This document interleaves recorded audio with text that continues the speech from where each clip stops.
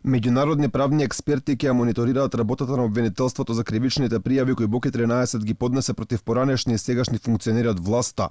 Вакво беше барањето на одбраната уште од самиот старт, а како што објавуваат одредени медиуми, тимот 10 експерти од дипломатските представништва веќе започнале со работа. При поднесувањето на кривичните пријави одбраната не сакаше да открива имиња, но јасно потенцира дека се работи за лица од невисоката власт. Дали меѓу нив е премиерот Зоран Заев е непознато, но со оглед на изјавата на Бојан Јовановски дека рекетираните пари во Македонија треба да се бараат кај него, рече се сигурно е дека и тоа е во списокот.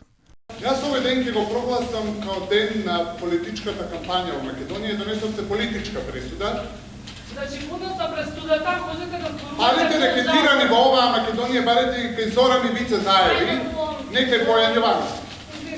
Поднос на притворот, знам... Ако зборува по притворот, добро. Ако зборува по притворот, добро. Останува непознато кои се другите имиња против кои Бојан Јовановски поднесе кривични пријави, но познато е кои високи функционери од СДСМ биле гости во неговиот дом, а нив ги откри пред судот неговата куќина помошничка Драгана Колевска. Доаѓаа Радмила Шекеринска, Катица Јанева, Стефан Богоев, Александар Кирацовски, Орце Камчев, Зоран Милевски, Сергеј Варошлија, Венко Филипче, Анета Кочишки.